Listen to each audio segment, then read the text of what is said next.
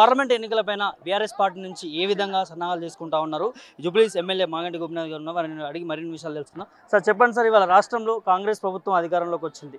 మరి వచ్చిన తర్వాత ప్రజల నుంచి మీకు ఆదరణ ఏ విధంగా ఉంది బీఆర్ఎస్ పార్టీకి? ప్రజలు బ్రహ్మాండమైన ఆదరణ ఉంది. ఎందుకంటే 10 ఏళ్ళు మరి కేసీఆర్ గారు ముఖ్యమంత్రిగా ఆయన చేసిన పనులు ప్రజలందరూ కూడా గుర్తించి మరి ముఖ్యంగా గ్రేటర్ హైదరాబాద్లో వన్ సైడ్గా ఓట్లు వేయడం జరిగింది. ఇక్కడ ప్రజలు ఏంటంటే హైదరాబాద్ సిటీలో డెవలప్మెంటు, సంక్షేమ పథకాలు, ఇక్కడ మెయిన్ డ్రింకింగ్ వాటర్, కరెంటు, ఇవన్నీ కూడా లా అండ్ ఆర్డర్ ఇవన్నీ కూడా ఉన్నాయి. ఇవన్నీ కూడా 10 ఏళ్ళ నుంచి ఎవరికి ఇబ్బంది కాకుండా బ్రహ్మాండంగా చేయడం జరిగింది. దాంతో ఏంటంటే ప్రజలు అసలు ఎవరు క్యాండిడేట్లు ఓటు అడగకపోయినా కానీ ఓట్లు వేశారు. మరి ఈ గ్రేటర్ హైదరాబాద్ ప్రజల రుణం డెఫినెట్గా తీర్చుకుంటాం. ఆ విధంగా జరిగింది. మరి ఇప్పుడు సికింద్రాబాద్ పార్లమెంటు విషయానికి వస్తే కూడా మరి పద్మారావు గారు డెఫినెట్గా గెలుస్తాడు. ఎందుకంటే ఆయనకు ప్రజల్లో 4 సార్లు ఎమ్మెల్యే గెలిచాడు. ఎప్పుడైతే ఆయన పేరు అనౌన్స్ చేయగానే అంత పాజిటివ్ టాకే వచ్చింది. ఎక్కడ కూడా పద్మారావు గారు ఒక మంచి వ్యక్తి, మంచి మాస్ లీడరు, ఎప్పుడు ప్రజల మధ్యలో ఉంటాడు, ప్రజల సమస్యలు తెలుసుకుంటాడని చెప్పేసి ఒక మెసేజ్ అయితే వచ్చింది. దానికి వాళ్ళ నిదర్శనమే చూడండి. వాళ్ళ ప్రజలు ఏదో ఒక డివిజన్లో మేము పాదయాత్ర పెట్టుకుంటే ఇన్ని వందల మంది వచ్చారు. ఒక డివిజన్ పాదయాత్ర అంటే మేమే షాక్కి గురాం. మరి ఇంత రెస్పాన్స్ ఉంది. ఎందుకంటే హైదరాబాద్ నగరంలో ఎక్కడ చూసినా వాటర్ ప్రాబ్లం, ఎక్కడ చూసినా కరెంటు ఫ్రీ అన్నారు, అది లేదు, 200 యూనిట్లు. ఈ విధంగా స్కీమ్స్ అన్నీ కూడా ప్రజలందరూ లైన్లో నుంచుని మరి ఆధార్ కార్డు ఇచ్చి ఆ స్కీమ్స్ వస్తాయని చెప్పేసి ఆశపడి ఉన్నారు. మరి ఎవరికి కూడా ఆ స్కీమ్స్ అందలేదు.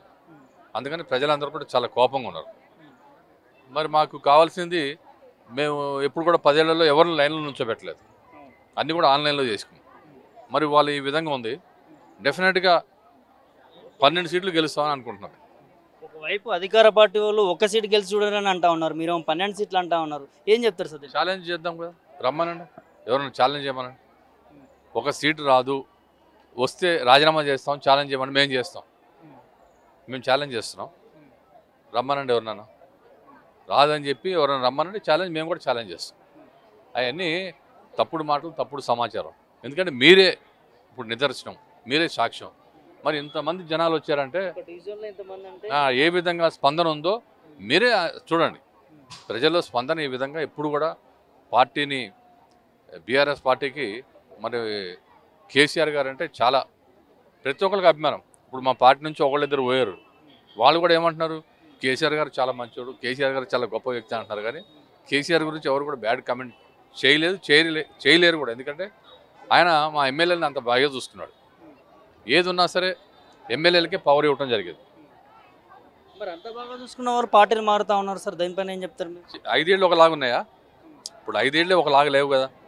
ఆ విధంగా మరి ఏదో ఒకళ్ళిద్దరు వెళ్ళారు, అంతే. ఒకళ్ళిద్దరు వెళ్తాం జరిగింది.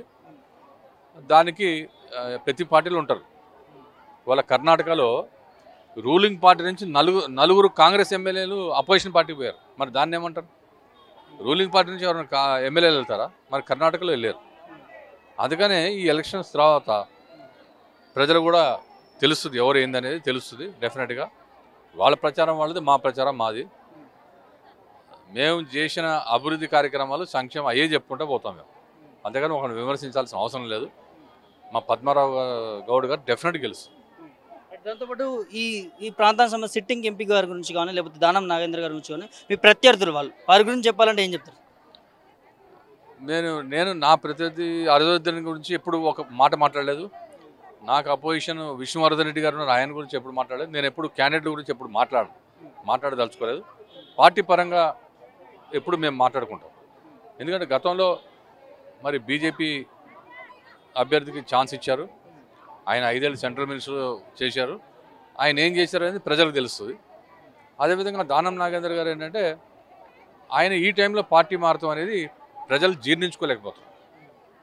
బీఆర్ఎస్ క్యాండిడేట్లు ఎవరైతే ఉంటారో వారు ఎందుకు గెలవాలి అసలు? అంటే చాలామంది అటు అధికార పార్టీ కావచ్చు, బీజేపీ పార్టీ కావచ్చు, బీఆర్ఎస్ పార్టీ నుంచి గెలుపొంది ఎంపీలు ఏం చేస్తారు తెలంగాణ రాష్ట్రానికి అని చెప్తా ఉన్నారు. ఇప్పుడు సౌత్ ఇండియా ఉంది, డిఎంకే ఉంది, కేరళ ఉంది, కమ్యూనిస్ట్ పార్టీ ఉంది. మరి సౌత్ ఇండియాలో అన్నీ కూడా ఏం చేస్తారు మీరంటే తెలంగాణ నినాదం, తెలంగాణ వాదం, తెలంగాణలో అభివృద్ధి జరగాలంటే ఎవరైనా మాట్లాడే వాళ్ళు ఉండాలి తెలంగాణ గురించి. అవన్నీ నేషనల్ పార్టీలు ఎప్పుడు కూడా డిసిషన్ తీసుకోలేవు.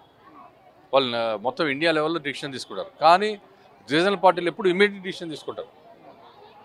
కనుక రీజనల్ పార్టీకి ఎప్పుడు అవకాశం ఉంది ఇమీడియట్లీ రియాక్ట్ అవుతానికి, ఇమీడియట్లీ డిసిషన్ తీసుకుంటానికి. ఒక్క భారతదేశంలో రీజనల్ పార్టీలకే ఉంటుంది అధికారం. ఇప్పుడు నేషనల్ పార్టీలు ఏంటంటే కర్ణాటకలో ఒకటి మాడతారు, తెలంగాణలో ఒకటి మాడతారు, ఢిల్లీలో ఒకటి మాడతారు.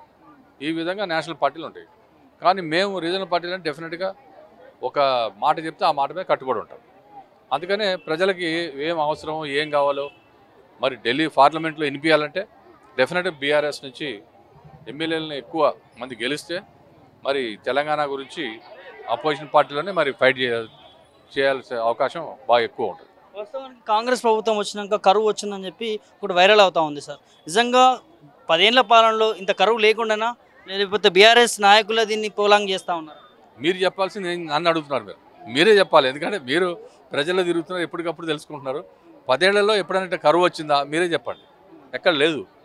ఇప్పుడు సడన్గా అది ఏందో ఎవరికి అర్థం కాలేదు.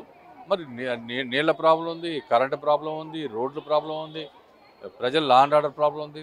చాలా చిరాకుగా ఉన్నారు ప్రజలందరూ కూడా. మాకు ఎప్పుడు ఈ ప్రాబ్లం రాలేదు. ఒక వాటర్ ట్యాంకరు మా దగ్గర 5,000 రూపాయలకు కొంటున్నారు. ఒక వాటర్ ట్యాంకర్ రాండి చూపిస్తా. శ్రీనగర్ కాలనీ మొత్తం పాపం హాస్టల్స్ వాళ్ళు, వాళ్ళకి వేరే గత్యంతరం లేదు, బోర్లు ఎండిపోయినాయి. మామూలు స్లమ్స్లో అయితే మినిమం 1,500 రూపాయలు ఒక ట్యాంకర్ కొంటారు. ఇప్పుడు దాదాపు 1 మంత్కే 1,00,000 ట్యాంకర్లు అఫీషియల్గా లిస్ట్ ఉంది. అఫీషియల్గా 1,00,000 ట్యాంకర్లు వెళ్ళినాయి. ఇంకా అన్అఫీషియల్గా 1,00,000 ఉన్నాయి. ఈ విధంగా ఈ ట్యాంకర్లది టోటల్ బ్యాన్ చేసాం బీఆర్ఎస్ గవర్నమెంట్లో. అసలు ట్యాంకర్ వద్దని బ్యాన్ చేసాం. మరి వాళ్ళు ట్యాంకర్లు ఇన్ని లక్షలు సప్లై చేస్తున్నారు. మరి దానికి మీరే చూడవచ్చుగా. నిదర్శనం అదే కదా. అప్పుడు కరువు వచ్చిందా, ఇప్పుడు కరువు వచ్చిందా మీరే చెప్పాల్సింది. 12 సీట్లు పైగా గెలుస్తామని చెప్తా ఉన్నారు సార్. డెఫినెట్గా ఎవరు ధీమా వాళ్ళకు ఉంటుంది. ఇప్పుడు క్రికెట్లో ఫేస్ బౌలర్ ఉంటాడు, నేనే అవుట్ చేస్తానే వేస్తాడు. స్పిన్నర్ ఉంటాడు, అవుట్ చేస్తానే వేస్తాడు. ఎవరి ధీమా వాళ్ళకు ఉంటుంది. స్పిన్నర్తో అవుట్ చేయొచ్చు, ఫేస్ బౌలింగ్తో అవుట్ చేయొచ్చు, మీడియం ఫేస్తో కూడా అవుట్ చేయొచ్చు. అట్లా ఎవరి ధీమా మా ధీమా మాకుంది. డెఫినెట్గా గెలుస్తామని ధీమా అవుతుంది.